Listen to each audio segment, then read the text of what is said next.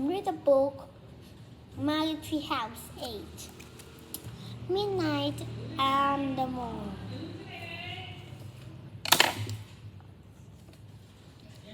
6. Hi, chum.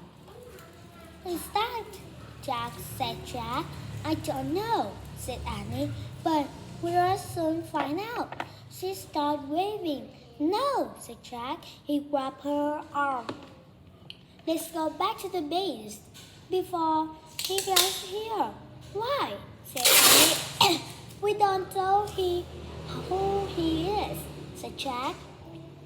We don't know if he's friendly or mean or what. But we can go back, said Annie. We have found the 14th thing, yes? We want to be able to go home. It doesn't matter. We can lock the door at the moon base until he goes away, said Jack.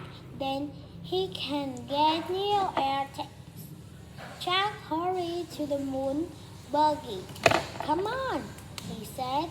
He jumped into the driver's seat.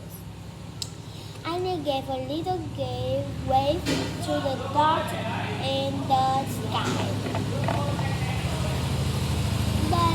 Then she climbed into the moon buggy. The buggy took off. Carefully, said Annie. They bumped over the rock as Jack turned the buggy around. Then they zoomed toward the pass. Jack steered around craters and rocks. More than once, the buggy nearly tipped it over. Wow! Slow down, said Annie. They were almost at the mountain pass. Suddenly, a loud outburst flew up in front of them. The ground trembled. What is it? Cried Annie. Jack couldn't see a thing. He stepped on a brake. The buggy cheered to a stop. The dust settled toward a giant rock had forced them into the narrow pass. It was stuck between two walls of rocks. They were trapped. Jack quickly found the picture of a giant rock in the book. He read aloud. Rocks of all sizes crash into the moon from outer space. These rocks are called meteorites.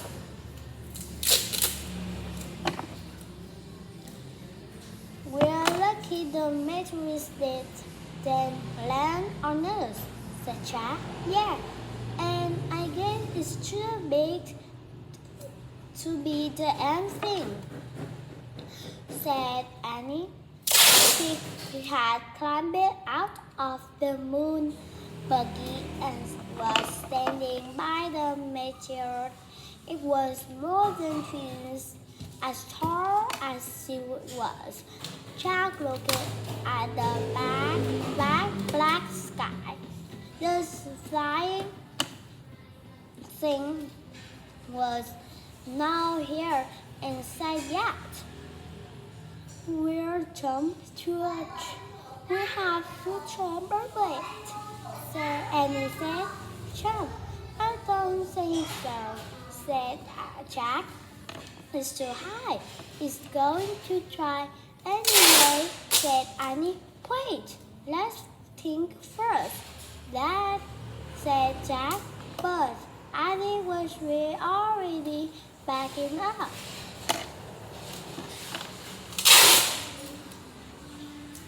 1, 2, 3, go! She shouted and took giant leaping steps toward the meteor. And Annie got close across the rock. She pushed off the ground. He flew through space and disappeared beside the meteorite. Annie said, "Call, call."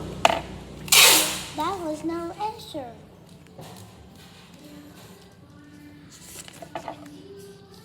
Her brother Jack sighed. "Now we're already in trouble." He tried to stand again, and fired. "Can you see anything?" he said. "Just the sky," said Annie. "Wow," he squealed. "I'm worried about your earthings," said Jack. "I feel like it's been 2 hours." "Jack," whispered Annie. "What?" "He's there, here," she said. "The moon man is here." "What?" "He stands above me." 7. The moon man. Jack here hurried, nearly stopped it. He couldn't hear any talking. "Hi," she called. "We welcome its peace." There was silence. Then Jack heard Annie say, "Thank you. I have to help my brother up now." A moment later, Annie rocked Jack onto his back. She grabbed his head and pushed him up. "Thanks," said Jack. Everyone was standing. The moon man was 4 feet away. His face hidden by the metal visor. He looked like a spaceman. A huge spaceman with a giant tank on his back. It was a bit of the refrigerator room. "That's a jet pack," said Jack. "I'm seeing the picture of the first astronaut flying those things with like a mini spaceship." "Right?" The moon man didn't answer. "I think he can hear us," said Annie. "He not hooked up to our radio." "All right," said Jack. "I'll write him a message." "Good idea," said Annie. Jack pulled his notebook a pencil. He wrote, "We're Jack and Annie. We come in peace of America. Who are you?" Jack handed a notebook his pencils to the moon man. They looked tiny in his big hands.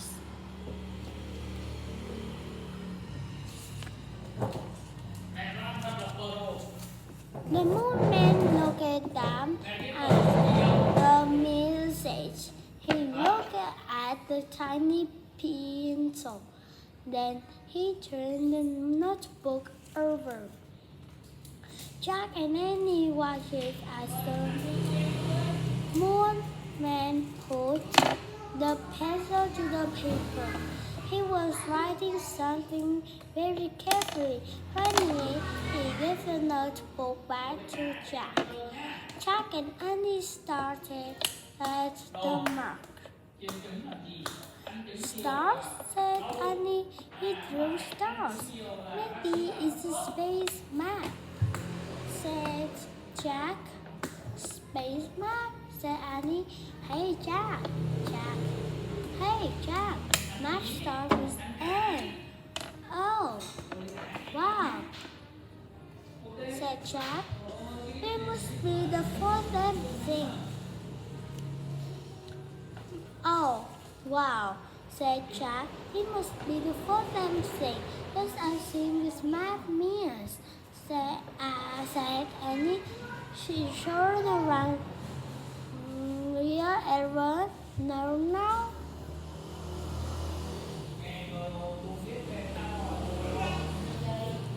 Annie. He turned. Why? Said Jack. Jack looked up from the map. That's why. Annie pointed. The moon was flying over the mountains. Ten, Annie 8. One star to another.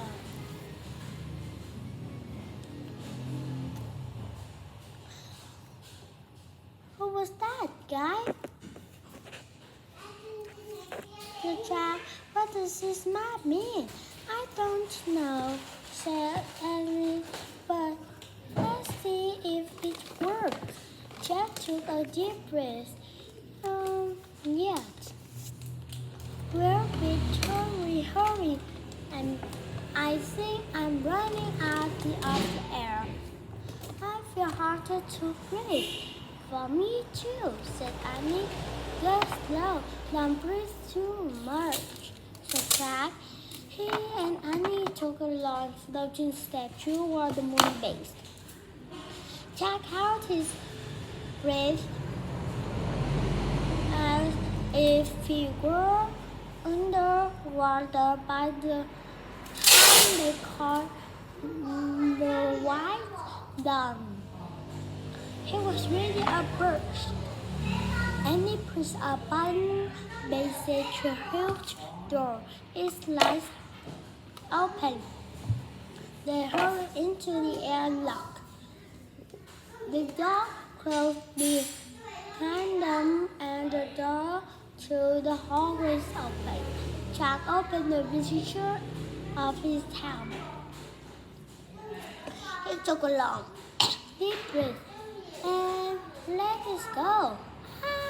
Let's go to the church, said Annie. Then they stepped out of their bushes. Here, said Jack. Jack said. He took off the glasses and rubbed his eyes. It was great to be free, even if he no longer felt as light as a feather. Hurry, Peanut. Waiting, said Annie. She led the way down the steps to the stand chamber. Next to the moment's board, the mango, and the moonstone. He sighed. Then he sat back on his held hand, made and pencil book. He said, they need pencil book to get back home. There was silence. We're not walking, Jack, she said. You don't know. Where? What? The map was wrong. Well, think around the treehouse. It is not here, said Annie.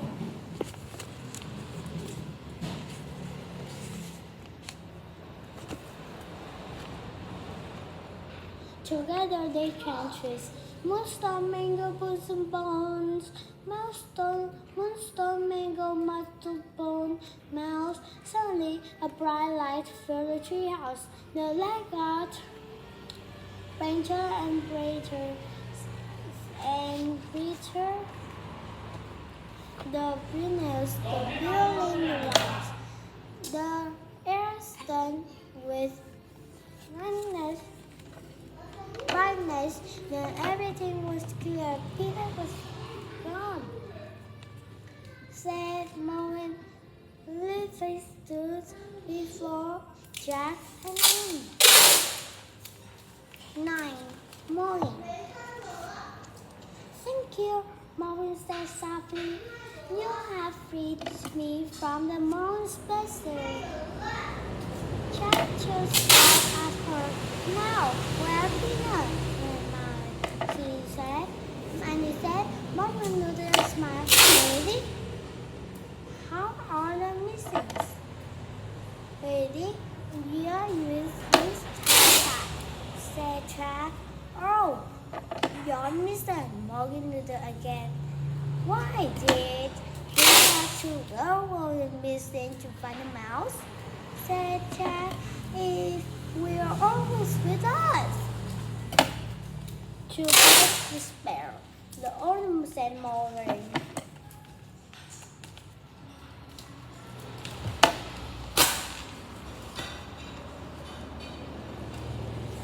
But now did they understand you? A mouse? Said Jack. Mouse smiled again. Cotton Woods won't understand the language of the little creature, said Jack. She said, I bet it was you who turned the page of the book, said Annie. She showed us where to go next. Morgan nodded. But who turned you into a mouse? Said Annie. Morgan found a creature person who likes to play tricks on me, he said. His name is Melon. Melon, said Jack, is a crazy magician who never leaves Morgan's sleep. He's not that great. She said he doesn't know.